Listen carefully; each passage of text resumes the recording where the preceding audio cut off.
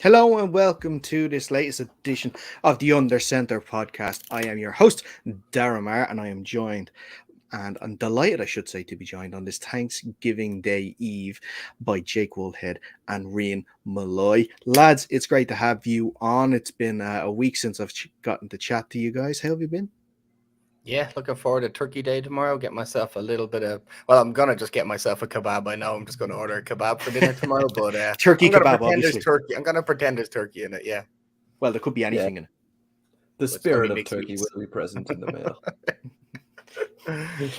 It ate a turkey at one point, and then it was made into meat. So Man, I don't know if you have ever seen kebab meat from this place that I get my kebabs from. It could be turkey. It could be all the meats mixed together. You don't know. It's grayish meat cut off something. So it's it's a bit of delicious though. it's a bit of everything. It is a bit of everything. Reen, how have you been this week? I know, like, it was a tough loss for the Panthers last Sunday against the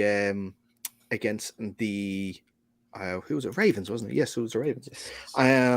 But just like this new thing that you're playing in Carolina, where anybody can play quarterback for a week, we're gonna have Sam Darnold next week now playing.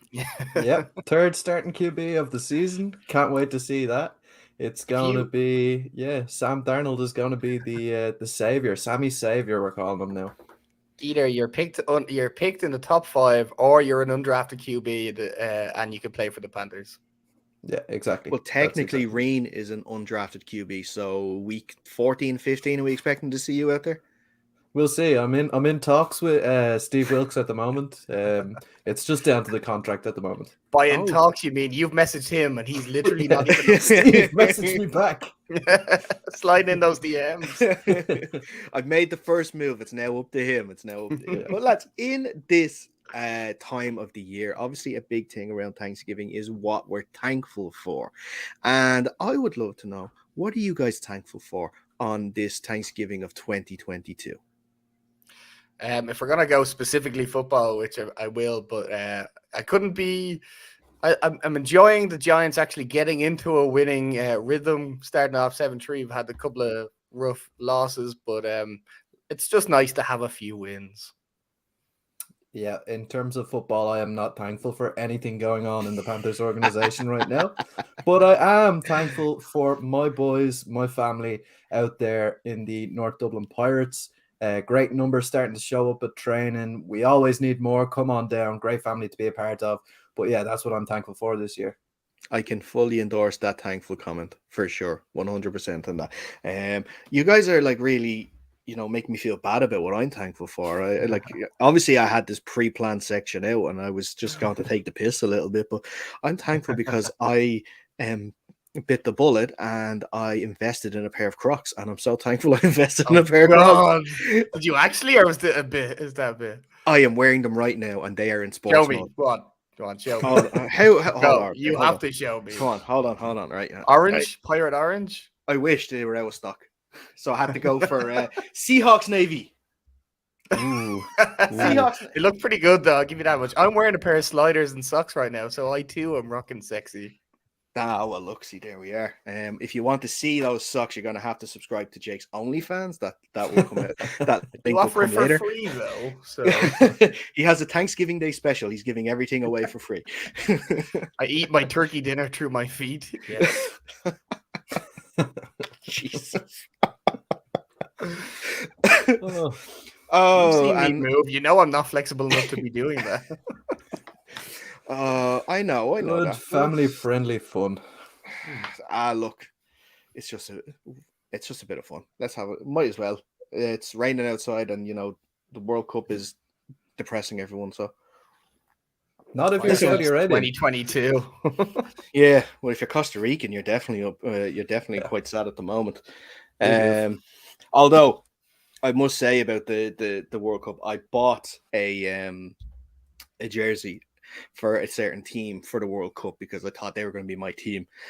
And it arrived yesterday, and it was the worst day ever to arrive because it was an Argentina jersey.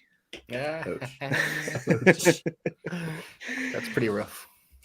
Pretty well. That's like my curse or something. If I support a team in the World Cup, they're going to lose. So there you go. Don't bet on Argentina to win, guys. Right. I guess we should talk about a bit of news. about this week. We were going to go straight into the Thanksgiving Day preview. We're going to go straight into the Week 12 preview. But we can't bypass this news and not talk about it. But before we get into it, guys, if you do have any comments on the show, we are live today. Just comment underneath, or if you're watching us on YouTube, just search Under Center Podcast on YouTube. You can join the chat there. If you have any questions, we'll try and answer them within the next hour.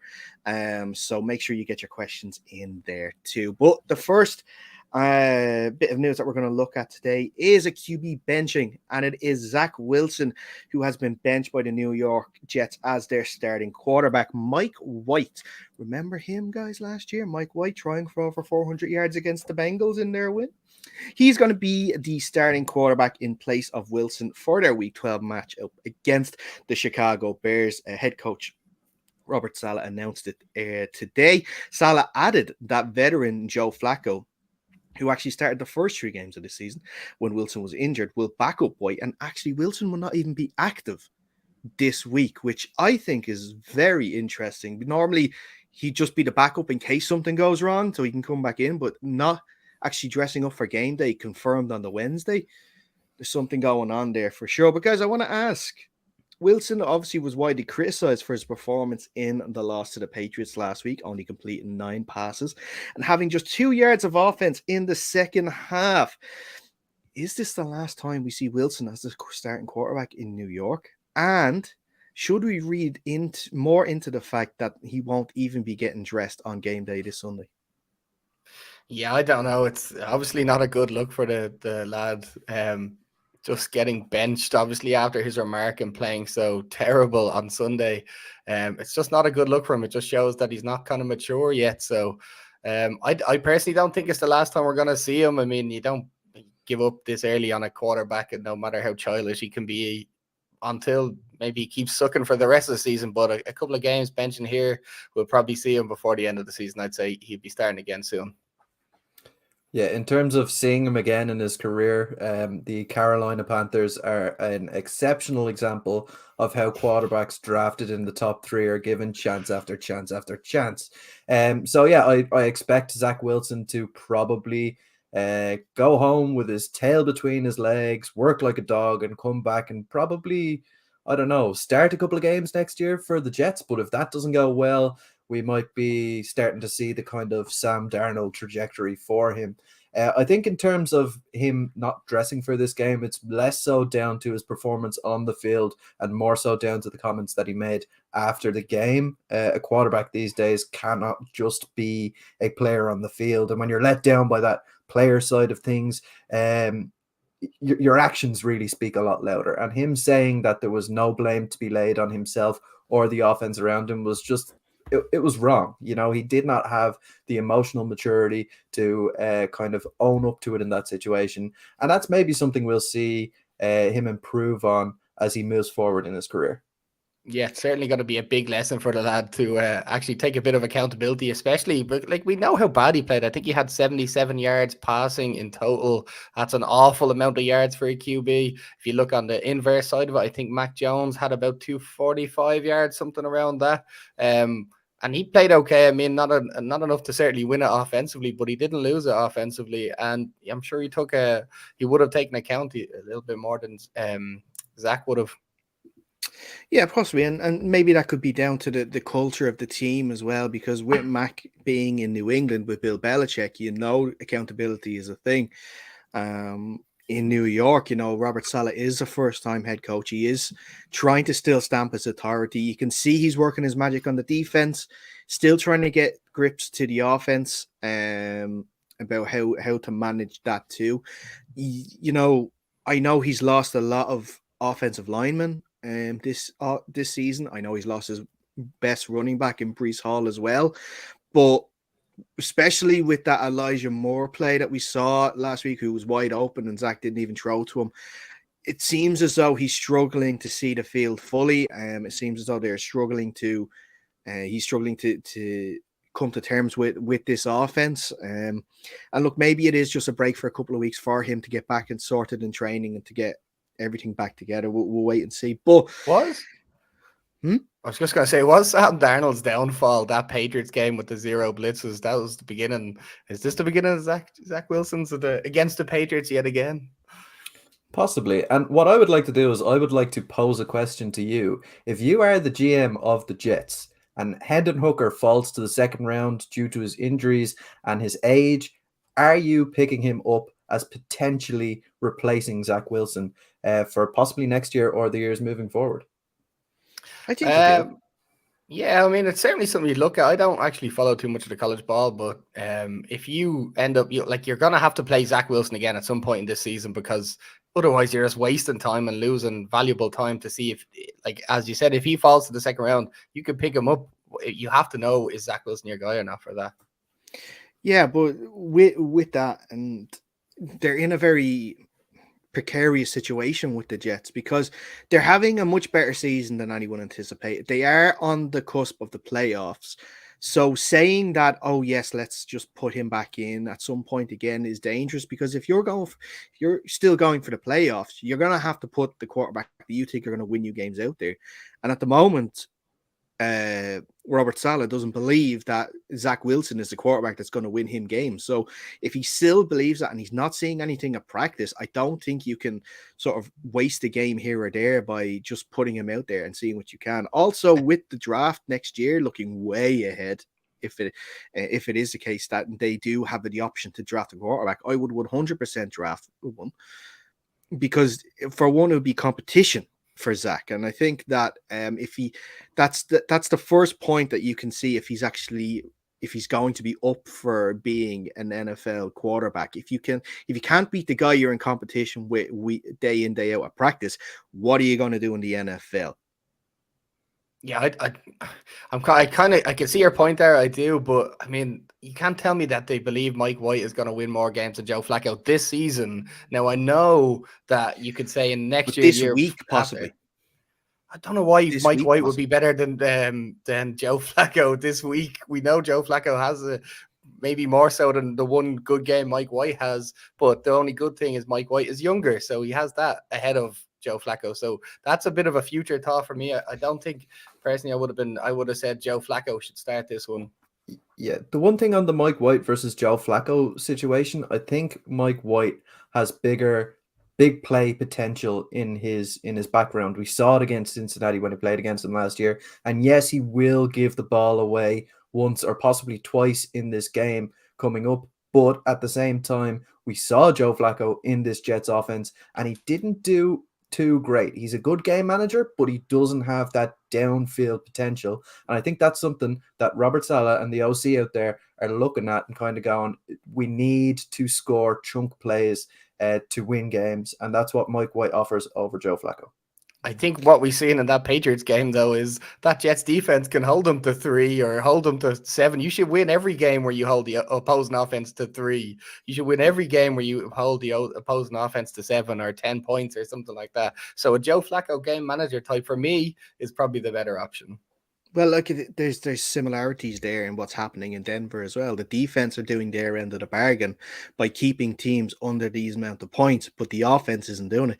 Difference is the Jets can bench their quarterback because he's still on his rookie deal. The Broncos can't bench their $245 million quarterback at all. But we have an interesting comment here from Tony. He's saying, wait, I thought Zach Wilson was better than Justin Fields. Of course, Tony from the Irish Bears show, friends of the show. Yeah, it's very interesting that, and look, it's ironic as well that they're facing the Bears this week and possibly Justin Fields. We still don't know fully about his availability for the game with his shoulder injury. But the fact that they took Wilson second overall and allowed Fields to drop, I think, what was it, to 12th in the end, wasn't it? Overall, he was drafted in. And now Justin Fields is showing now how good he can be, even in a Bears offense that is struggling and an offensive line that is struggling. He's still able to pull out these fantastic performances. So is there maybe a bit of buyer's remorse going on there? I don't know about buyer's remorse, but we can all say that we didn't like Justin Fields how he started playing at the start, and now he's turned it around. Whether that's just changes in the offensive play calling or just maybe playing to his strengths a little bit more. I notice he's doing a little bit more leg work now than he has done beforehand. So playing to his strengths is obviously working for him. So we all like how Justin Fields playing this week, but maybe next week or the week after he starts playing terrible again. Well, personally, I've always been a big Justin Fields fan. I was a fan of him leading into the draft. I mentioned you had me on for the draft special that you did to talk about the Carolina Panthers, and I said if he fell to number 8, where the Panthers were drafting, they should draft him. But they went with JC Horn. JC Horn has turned out to be a very good player, but I mean, they missed out on the opportunity to get a franchise QB, and I think that's what Justin Fields is bringing to Chicago at the moment, is a little bit of hope where the Carolina Panthers are hopeless. Sorry, Jay, go ahead. No, sorry, I was just laughing. All right, I was going to ask just one more question before we move on from the Zach Wilson conversation.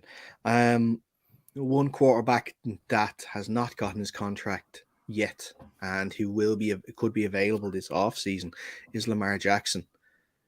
Do you think the Jets go after Lamar Jackson if Zach Wilson doesn't make it back as a starting quarterback?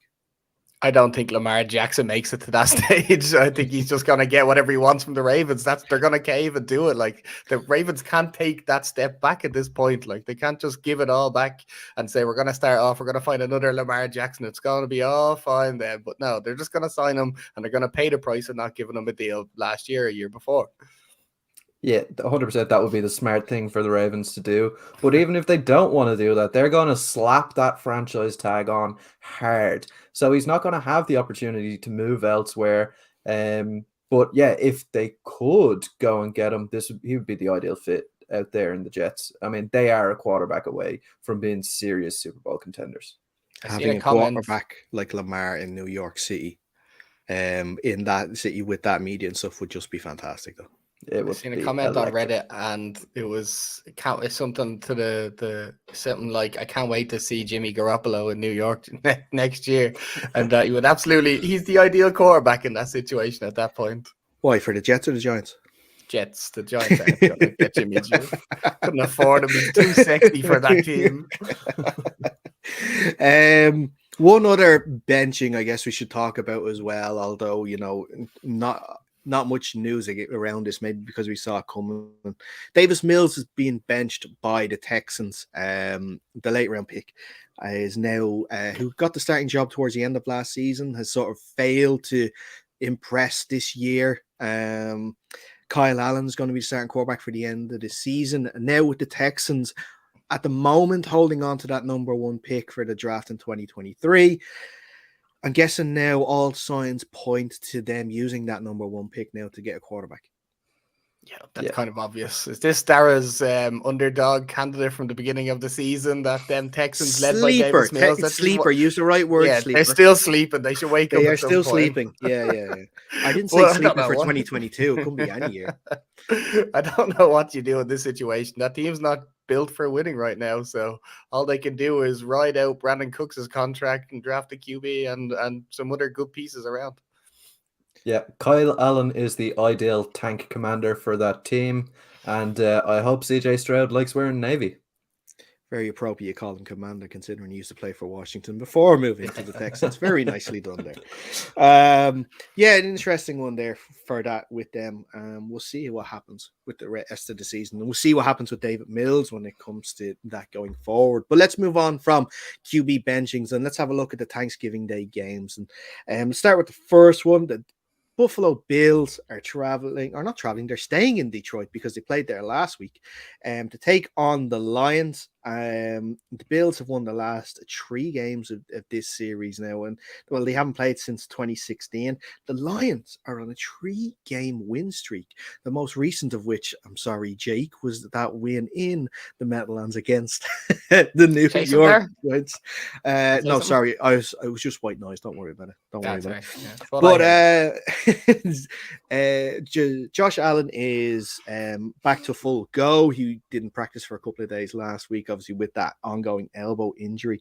But the Buffalo Bills sort of, struggled at times against the Bears. Sort of between the third and fourth quarter, they sort of pulled away a little bit to seal the win. But they have struggled these last few weeks, and they're meeting a Lions team which are hot in form at the moment. I'll start with you, Rain, on this one. We couldn't see a shock here, could we? Oh, I wouldn't be too sure. This is an absolute trap game for the Bills, right? The Lions are on form, but the Bills are absolutely expected to win.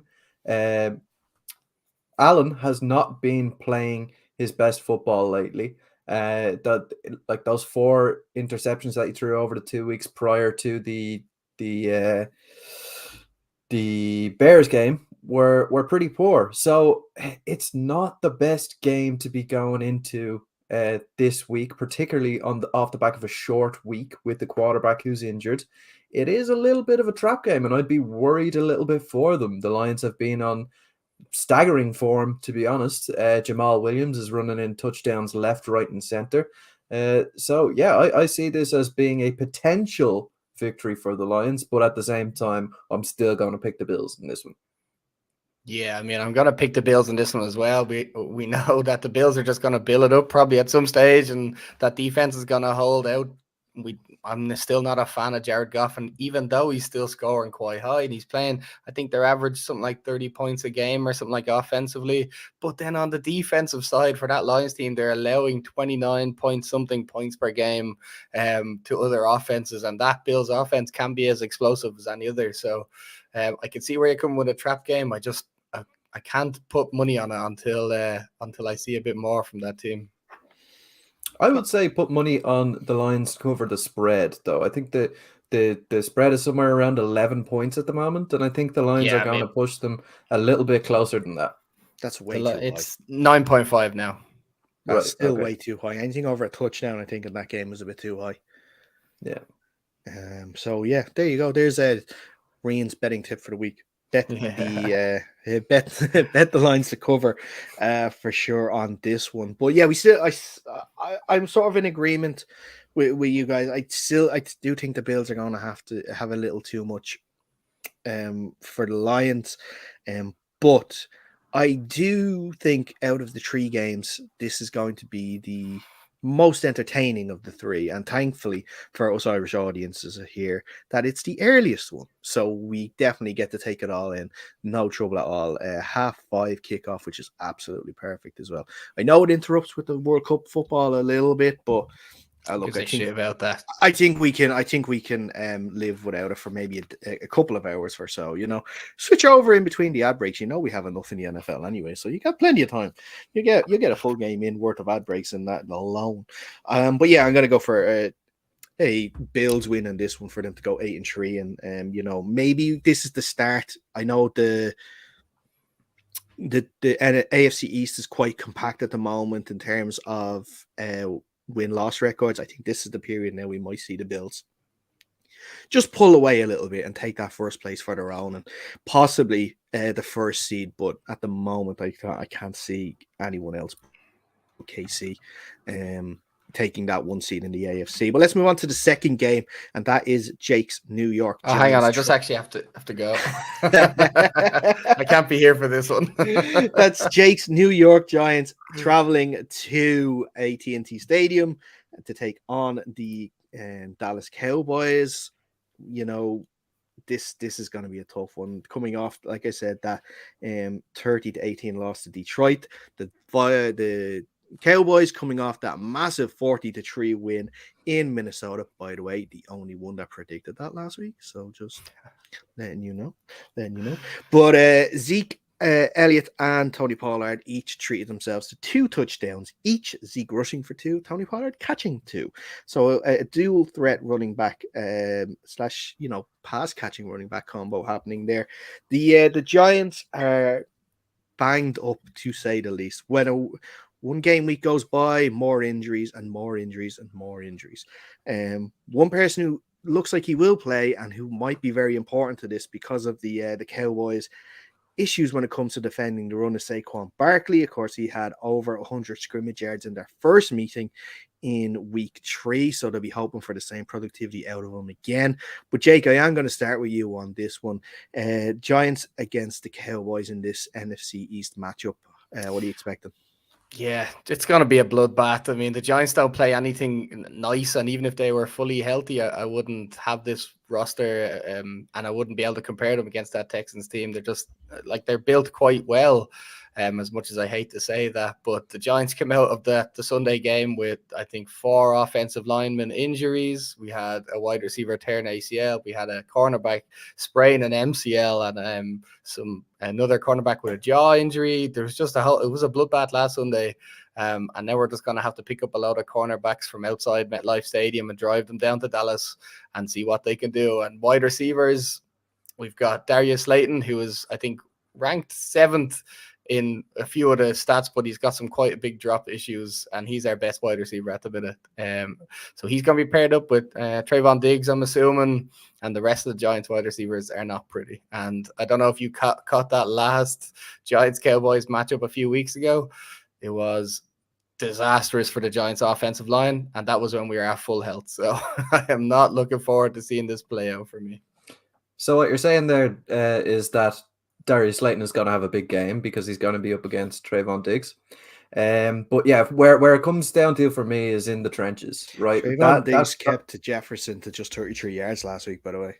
No, I wouldn't worry about that. No, it's going to be, this is going to come down to the trenches. It's that banged up O-line for the Giants versus one of the most dominating D-lines I've seen in my lifetime. And I think, yeah, that's it. Exactly where the Cowboys are going to win this game. I wouldn't be too worried about the Giants defense. They seem to have been able to pull things out of the bag without very much going for them as it is. So I wouldn't be too worried about that. But yeah, it's going to be a struggle on offense for the Giants this week. And I think that's where the Cowboys win it. It's going to be pretty rough. I mean, I think it was 5 or 6 sacks the first meeting, and that was with our starting O-line. So I'm not looking forward to seeing the backups playing against that D-line, as you said. And then even on the other side of it, the defense for the Giants, we're missing our top 2 cornerbacks. I think maybe the cornerback 2 is playing, but still, you have to then cover CeeDee Lamb, and then you've also that duo dragon, Tony Pollard, Zeke Elliott, and the Giants are fairly soft in the run, so it's not going to be pretty. 10-point underdogs are the Giants. Let me try this out. Yeah, Cowboys will cover that spread 100%.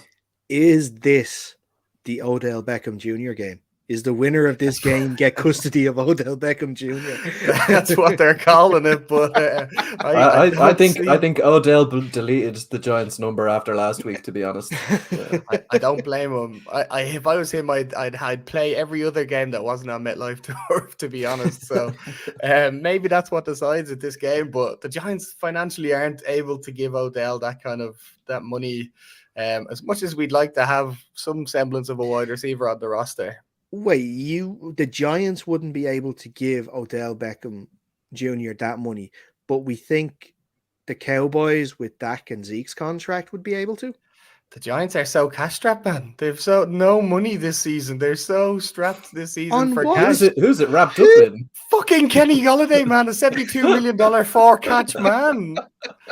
This is ridiculous. We've the highest paid wide receiver room in probably the 3rd highest in the NFL or something like that, led by Kenny G with $72 million with 4 catches on the season, probably almost as many drops as he does have catches this season. We've torn ACL. We've actually 2 wide receivers tore ACLs, and then just a bunch of nobodies down the back end. We're just so cash strapped. It's ridiculous. We have Leonard Williams, a huge contract. We're still paying off that James Bradbury contract. Gettleman just liked to give out cash, man. He just loved giving players cash. Damn, we should have got in there before he. We probably could have gotten something off him. No joke. Yeah, probably should have. Talk about them enough, anyway. Yeah, it's sickening though.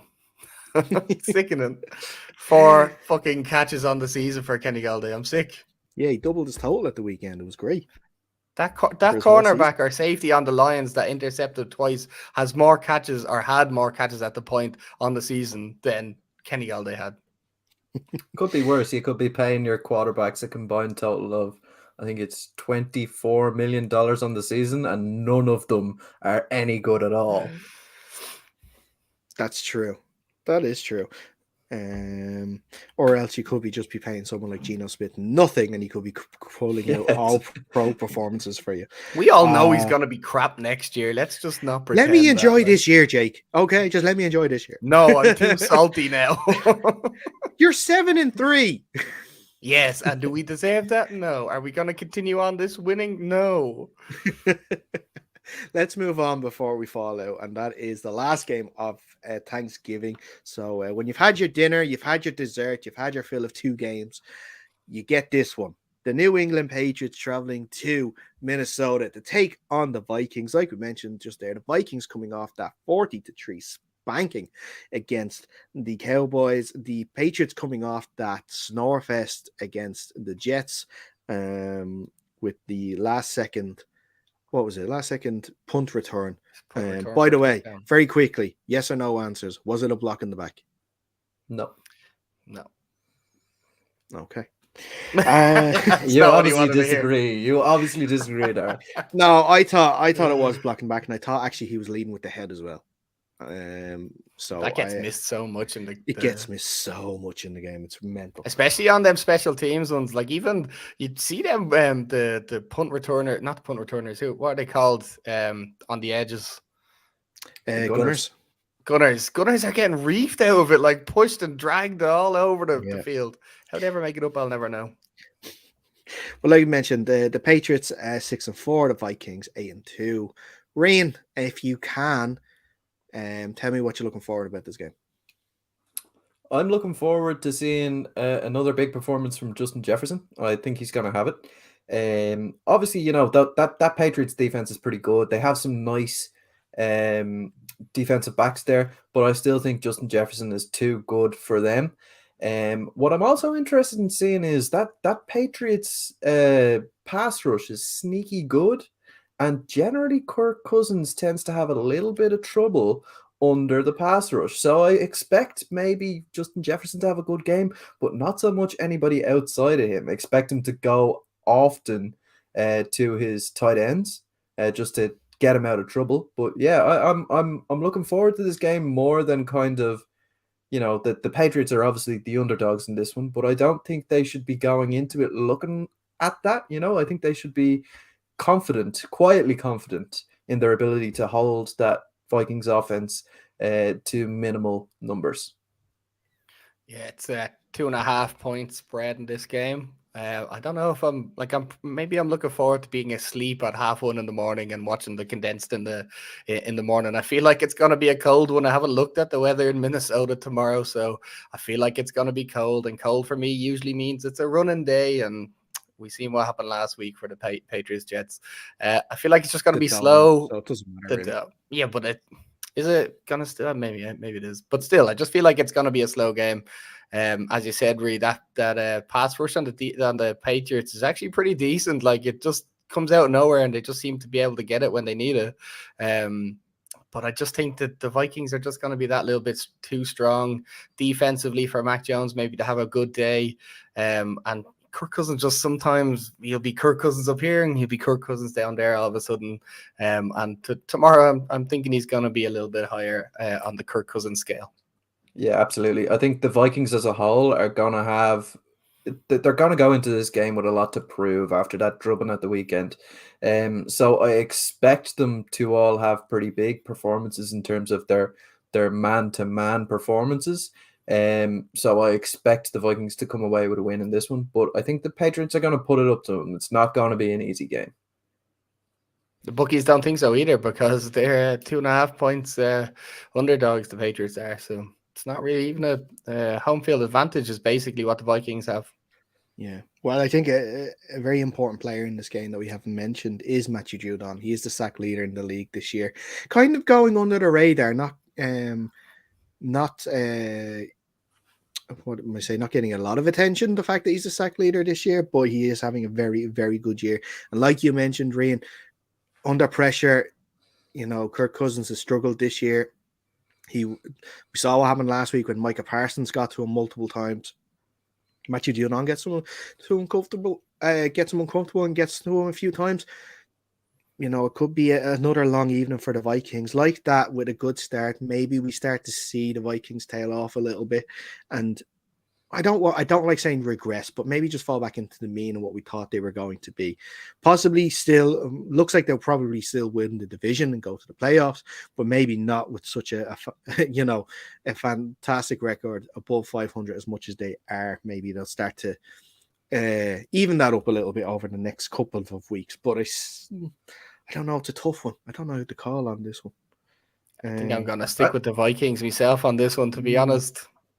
For me, it comes down to whether the Patriots get pressure quickly, because you see Kirk Cousins' feet kind of start to become choppy. If he gets hit early in the game, he starts feeling pressure that's not there. So the feet start chopping. He never sets himself, and he's in for a poor game. So at that point, the Patriots have a chance. But if he gets that connection going with Justin Jefferson early and often, I see the Vikings winning this one. Yeah, well, on the old line for the Vikings, I believe it was Christian Darrisaw has been their star left tackle this year. Hasn't allowed a sack. Went out of the game the previous week against the Bills due to concussion. Went through concussion protocol. Played the game last week against the Cowboys and went out again with a concussion. So we won't know if we see him in this game. That's going to be an issue if he is out of that game. I'm sure Judon, who normally plays on the other side of the defensive line, may come over to that side against the backup left tackle. But we'll see what happens there in the game there. I don't think he's due to play tomorrow. No? I don't. Just had a quick Google there. Could be wrong, but it just doesn't look like he's going to be playing. So that could be a pretty tasty matchup for Judon and whoever that backup tackle will be. Well, there we go. Let's see what happens then on Thursday evening, and probably Friday evening for us. Friday morning, I should say, for us. Friday evening, probably by the time I get to actually watch the game. We'll move on. We won't, unfortunately, have time to cover every single game on Sunday, but we'll pick out one or two here and there, and we'll have a chat about them. First game I want to have a chat about is let's chat about this game. Yeah. It is the Denver Broncos traveling to Carolina to take on the Panthers. Two teams with only 3 wins this year. The Panthers, like you said, welcoming back Sam Darnold as QB1 against, although the Broncos are struggling, a very good Broncos defense still. Russ, who is struggling, going up against a very good Panthers of defensive line, going up against a good few replacements on that Broncos offensive line. So we could be in for a very interesting game, but maybe a very low scoring game. Reen, what are you thinking ahead of this one? Yeah, I suspect low scoring is going to be the name of the game in this one. But I am interested to see how that D-line plays against that Broncos offense. I didn't quite catch the stats from last week, but the week before, Russell Wilson was hit 19 times in that game. I think the Panthers probably can do something similar. They like bringing a lot of exotic blitzes, some off the corner. We see, oh God, his name has escaped me. The safety out there for the Panthers. Yes, Chin. Farewell there, fan. Chin. Jeremy Chin. He's only just back from injury. He looked great in that game against the Ravens. You see him coming on blitz very often. So I would like to see how Russell diagnoses those blitz. Not very well in the past, I will say. So, yeah, I'm looking forward to this one. I have got a little bit of hope. But, yeah, to be honest, that Broncos defense is very, very good. The only wrinkle there, though, is they will not have prepared for Sam Darnold, and he brings that extra little bit of difference to the preparation. They haven't got any tape on him this year. He knows that offense like the back of his hand, so that might give the offense for the Panthers a little bit extra in this game. Yeah, I love the homerism on that view in yours, Ree. Yeah. We know we've seen Sam Darnold play in that offense. It wasn't pretty when he was in it, so at least it'll be interesting for you maybe to catch the game and decide whether or not Sam Darnold or Baker Mayfield or whoever else wants to try out there for quarterback for the Panthers. I was hoping we'd bring this game up again. I seen a stat and I had to Google it again just there. If the Broncos had scored 18 points, just 18 points offensively in every game this season, know what their record would be? 9-1. 8-1. 8-1. Well, that was last week. It probably was 9-1 this week. But it's weird that you bring up that figure of 18 points, because you know what the Panthers' record is over the last 2 years where they concede 17 or more points? It is 1-27 or something at this stage. So all they need to do is score 18. Yeah. Did you see Well, the just- other stats though? I know you like Russ is obviously averaging a very poor offensive stats this year. If they just had the same offensive output as they had from Teddy Bridgewater and Drew Lock last year, or Drew Lock the previous year, they'd be 9-1. Jesus Christ. Yeah, no, I So saw another great stat. I saw another great stat. They have a graph going at the moment that goes week to week, and it's how many toilets are in Russell Wilson's house versus how many yeah, touchdown passes he has. And it's getting real close at this stage, whether he gets to that figure. was it? He has 7 touchdowns 12, this year, and 12 there's toilets, 12 I think, is it? bathrooms in his Yeah. room. I do feel like this game's going to be a little bit different. I mean, we've seen that the Broncos handed over play calling duties to the offensive coordinator. I think they took the play sheet out of Nathaniel Hackett's hands, so Didn't it could help at last least week. be a what? It was last no, week. No, sorry, I didn't hear Yeah, it you. was Yeah, last- no, last week, yeah. But another week under a different play caller, you never know. It might add a little bit of a spark to that offense. Well, they did find the true problem of the team. They released Melvin Gordon. And 'Cause did he was the somebody else problem. get injured for them recently? Latavius Jerry Murray, Jeudy. Jerry, no. Was there not another He did back injure running himself. back Oh, that got Chase injured or Edmonds. something? Yeah, Chase so Edmonds, he's- who was part of that Bradley Chubb deal. He's injured himself. So it's now just Latavius Murray, yeah. and Mike Boone. So Oh yeah, everybody went mad for Mike Boone for a while as well. yeah, so The- fantasy owners, get your lineup sorted. As someone who who swallowed the Melvin Gordon pill at the start of the season, thinking he was going to be great, I am left with a running back spot free, and I don't know what to do with it. So I'm kind of in trouble here a lot now. Yeah. But call the game, lads. This one, Panthers, Broncos. Who are we going for? I'll go with the Broncos, I'm afraid to say. Yeah, for me, to be honest, just looking at how little time the Panthers spend on the field, they generally tend to like wean off at the end on defense. I think Russ is going to have at least enough confidence or competence to score one touchdown at the end, and that'll probably be enough to do it. So, yeah, I'm taking the Broncos. Oh, ye of little faith. You should take Panthers. I mean, this is as close. Okay, a game fine. as I'm it taking gets the for you. Panthers. Sammy Savior, 3 touchdowns. No, I don't know if interceptions. have you ever seen the Reddit subreddit called Gekbus? No. No. So it's this subreddit that's basically imagine Donald Trump writing about Sam Darnold as the Grand Emperor, something. I don't know what it is. Yeah. And it's just amazing, and it's like a lot of Baker Mayfield slander, but like written as if Donald Trump wrote it. It's very funny. So is it kind of like Baker Mayfield? He's so good. Yeah, He's the well, no, guy. it's Faker Mayfield, and Sam Darnold is the Grand Emperor of the universe or some shit. I don't know, but it is very amusing. Funny Baker enough, the spread Mayfield. is only two and a half in this game, so if Yeah. you might be okay picking this one. I'm going for the Panthers in this game. I want Broncos to lose every single game for the rest of the season because we have their first round pick next year. So the more games we lose, the better that pick looks. Actually, their first and their second next year. So just keep losing, Broncos. We're at the moment we're projected to pick at number 5. Just keep losing. Go on, a few more games here and there. Keep going. Let's have a look at. There is a good few mismatches actually this week. Perceived mismatches. We don't know what's going to happen there with them, but And luckily, we're already past talking about the Giants. only Woo. because they're on Thursday. Great. Let's have a look at. Yeah, let's have a look at this one. The Kansas City Chiefs are welcoming the LA Rams to Arrowhead. The Chiefs coming off that dramatic Sunday Night Football win against the Chargers. The Chargers Chiefs games are quickly becoming the most exciting games of the season with these late finishes. Unfortunately, only if you're a Chiefs fan because the Chargers keep losing them all. The Rams have lost Cooper Kupp for the rest of the year.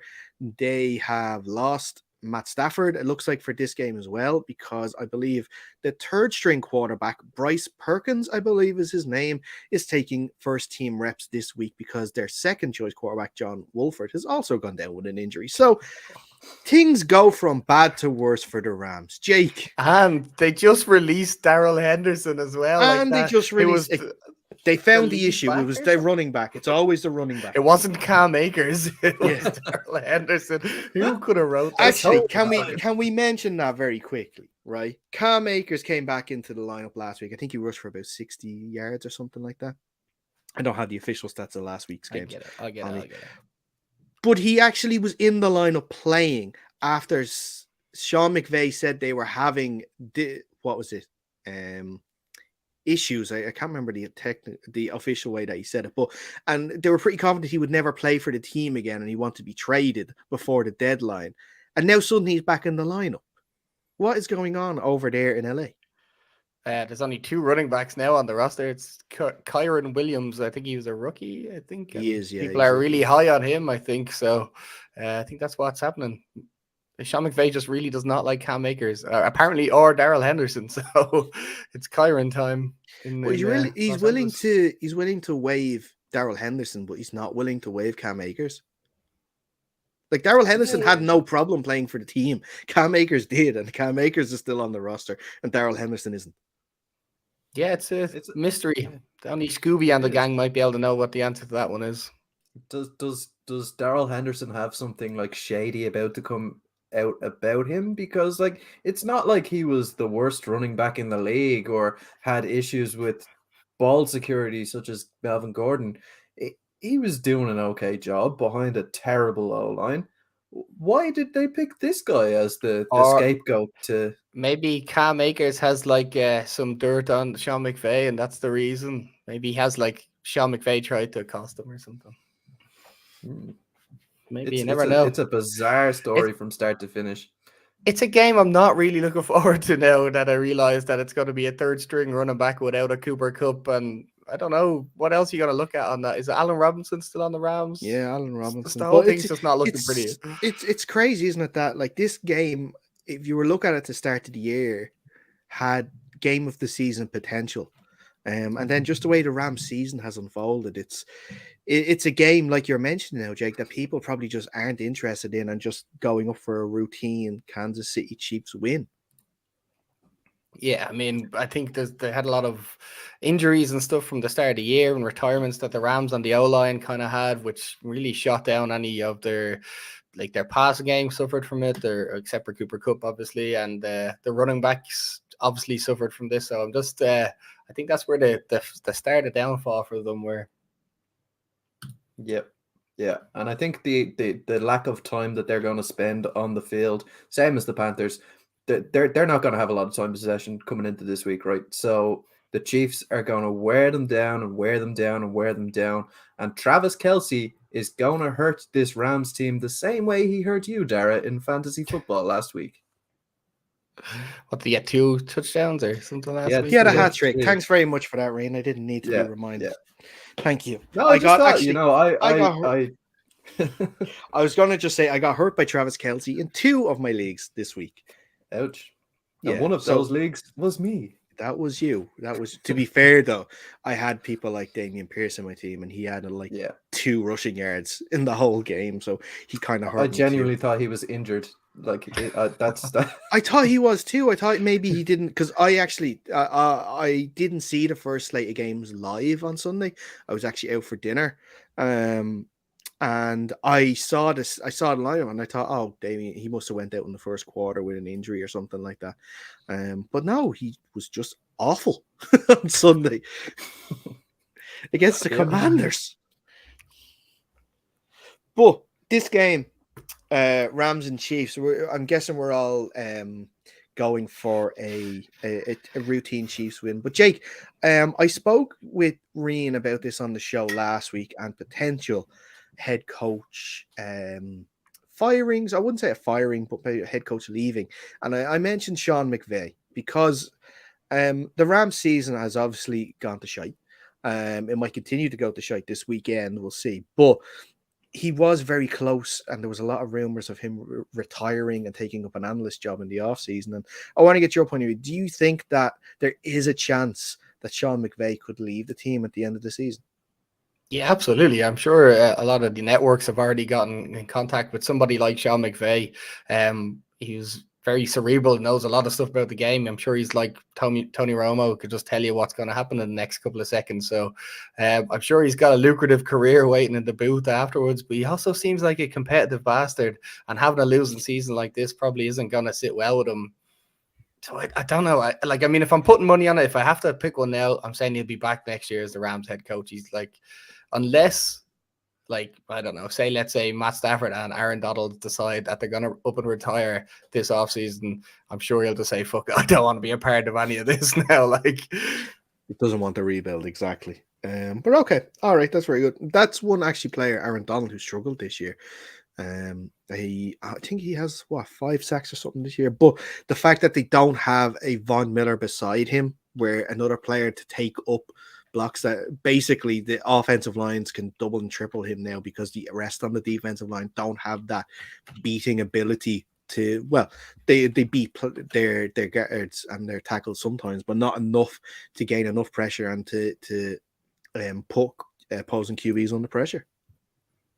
yeah, I mean, Yeah, I don't know. yeah, that's part of it. But let's move on. Actually, will we stay in the West?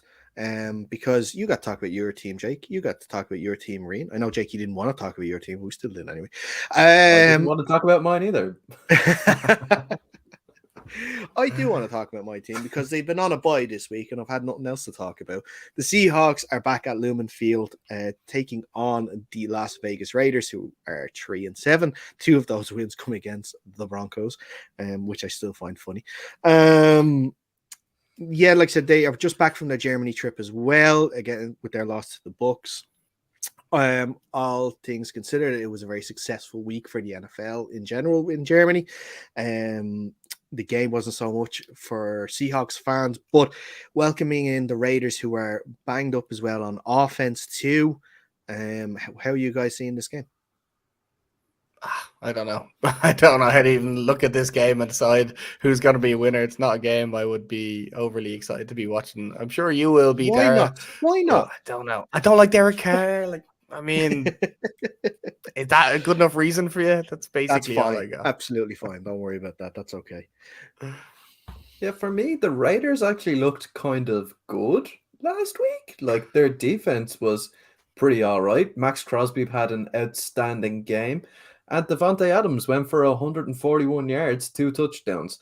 Yeah, it's a case of what Derek Carr and what Devontae Adams you get in this game that's going to decide it. They could be piss poor, like they have been for a lot of the season this year, and if they are, the Seahawks walk away with this one.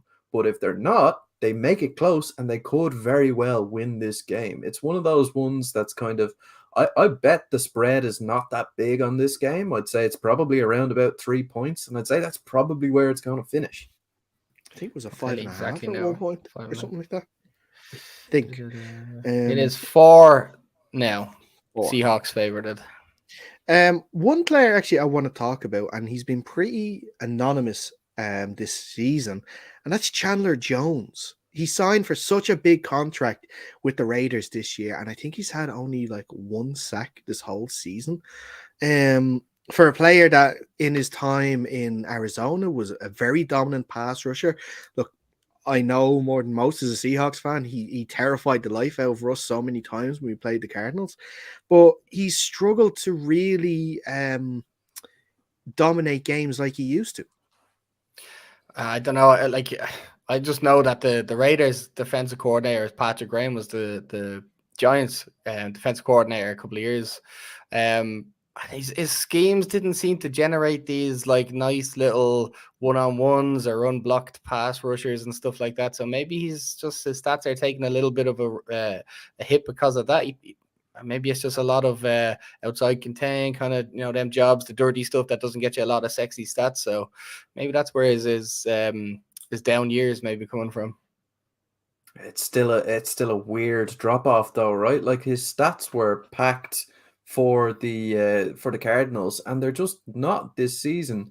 And I understand he is doing a job out there on the outside, but like, yeah, it's a weird one for me. Like I thought he was going to be a perfect fit over there, but yeah, I kind of, if I was the Raiders GM, I'd be looking at moving him on at the end of this year because he just hasn't had the effect that he was brought in to have.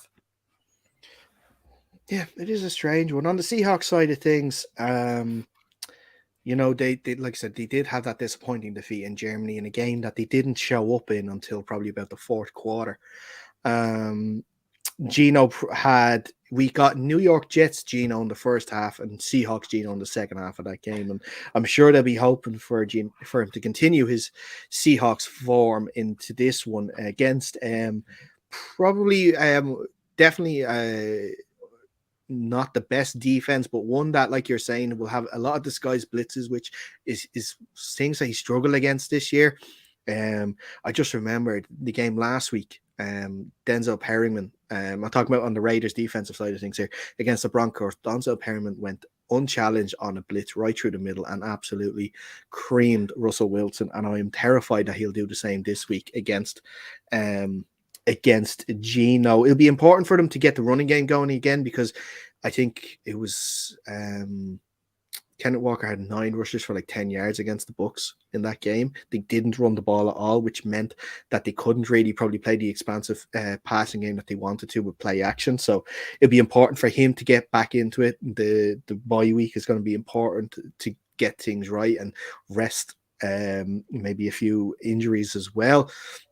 But we'll see. We'll see what happens in this game. I still fancy the Seahawks to win this one, and hopefully it can be a comfortable game that they can win by a couple of scores, then move on to the Rams the following week. But guys, who are you thinking? Who are you taking in this one? I might go with the Raiders there. I hate to tell you. Okay, we know who we know who Jake's surprise is going to be this week in the Absolutely. Pick'ems. I think it comes down to Kenneth Walker. If he gets going, that sets up the play action. The Seahawks kind of tight end boot game off that play action has been exceptional all season. So once they get that going, the Seahawks will have no problem. They'll win this game by about 3 points. Yeah, it's going to be a huge test as well for the rookie cornerback, Tariq Woolen. Of course, he has 5 interceptions this year, leading the league for rookies in interceptions, going up against Davante Adams. It'll be a fun matchup. It's definitely going to be the most difficult matchup he's had all year. 100%. Like that, he's just a dominating wide receiver, and if he can get a pick out of this game, fair fucking play to him, because that is going to be a tough day for him. Yeah, sure. Davante Adams, one of the better route runners in the league, so drawing a tough matchup. Definitely. I think that's where we're going to wrap up. Very quickly, though, I want to ask you about the nationally televised games, the primetime games this week. The first one is the Eagles going up against the Packers. Who are we taking in this one? Do you even have to ask the question there? Like, it's obviously the Eagles. I have to still ask the question. That's what a good host does, Jake. I mean, just infer from there. The Eagles haven't looked too great in the last couple of weeks. They lost to the Commanders. They nearly lost to the Colts. So who knows? I think I might take the Green Bay Packers in this one. Interesting. We won't know for sure until the picks come out. I might change my mind. I don't remember anything that I say on these shows, so it's going to be a crapshoot. Definitely. I will have to go back one week and listen to our preview and say, well, actually, you picked this one here and you didn't know it there. It's tough. I do agree with you though, Rian. The last 2 weeks, the Eagles haven't looked great. The Packers have looked better, I want to say. Maybe. Ish. Geronimo Allison's come in for a little wide receiver tryout for the Packers, I've seen. So maybe that'll boost their wide receivers. Yeah, has experience there. What was it? Christian Watson now has 5 touchdowns in his last 2 games. Yeah. That thumb is getting stronger and stronger for Aaron Rodgers. It's going to be interesting for sure, the game. Yeah, I don't know. I don't think their defense is going to be good enough to stop the Eagles. I think they have too many weapons, so I think the Eagles will win this one. But it won't be as big a victory as probably some people are thinking it will be. I think it might be quite close because these Sunday night games always are. I'm just after noticing here, and please don't criticize me too much for my prep work when we do these shows, but I'm only after just noticing here what the Monday Night Football is. And I can't believe this game hasn't been flexed out yet. It's the Steelers traveling to take on the Colts Ooh, on the it's so Monday Night sexy. Football. Maybe you That's can't such an actually. amazing matchup. You probably can't flex Monday because you're changing a whole day. Maybe you can't flex. You probably Wednesday or can't Monday. flex Monday because it's the only matchup that could be on a Monday. Yeah, that's it. Yeah, and you can't make them go and play a day earlier and stuff like that, probably. But the Steelers against the Colts, lads. Even if I had the day off on Tuesday, I don't think I'd stay up and watch this. Even if I was promised that was going to be a 40-minute version live, I wouldn't stay up and watch it. No ad breaks. We just go straight through for the full. They 60 should just minutes. flip a coin and then play overtime rules for 15 minutes. Whoever scores first wins. Yeah. Well, look, TJ I don't Watt is know. back, so that's going to make it fun. Yeah, and as much as we love to hate on Jeff Saturday, he has actually kind of made Jonathan Taylor good again. So there might be something going there to watching the game. I'm not going to stay up and watch it. I'm not going to watch the full show to on the next day, but I'll watch the highlights. Yeah, oh, definitely. We'll still watch the condensed version and see it like that. It depends. I'm one of those. I check the score. If the score isn't too great, I'll watch like the 10-minute YouTube highlights. Yeah. If the score seems interesting and is close and stuff, then yeah, okay, I'll watch the 40-minute condensed version. You've earned my time. I'll do that. But yeah, on the Steelers side of things as well, George Pickens is starting to develop a relationship with Kenny Pickett there, so there's something to look at in this game. Going up against Kenny Moore and Stephen Gilmore, so that'd be interesting too. Najee Harris looked like a first round running back there on Sunday with 2 touchdowns and I think 90 yards or something like that against the Bengals. So there is, I'm not fully saying that this game's a bust, but it has the potential for things to go well. But I think the last time the Colts were on primetime TV, they won 12-9 against the Broncos on Thursday Night Football. So, look, I'll leave you with that and let you think what's going to happen there. But I think that's going to be the perfect place to wrap up this edition of the show. Lads, as always, thank you so much for coming on and chatting. Chatting football with me. Nice one there. I appreciate the opportunity.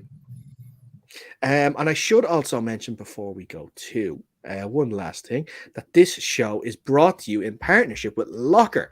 Locker is a new sports app that centralizes premium sports content and puts the power in the hands of fans to personalize their world of sport, including a wide range of premium NFL resources that can be tailored to your fan experience. Download the app for free in the Irish or UK iOS and Play Store today. And also, before we go, make sure you're following us on our social channels as well. We are on Twitter, because Twitter is still a thing at the moment. It hasn't completely gone away. So we are on Twitter at UnderCenterPod. Now remember, center is CENTRE, not TER. I've been reminded of that a couple of times now in the last few weeks that they spell center different to us. By they, I mean Americans. Same on Instagram at UnderCenterPod. Like I mentioned earlier with the YouTube, Under Center Podcast. Same wherever you listen to your podcasts. Under Center Podcast. Just search for us there. Subscribe. You'll catch all the shows there, so you won't miss a thing. But we will be back next week, looking back at week 12 and possibly looking ahead to week 13. But until next time, stay safe, and we will see you soon.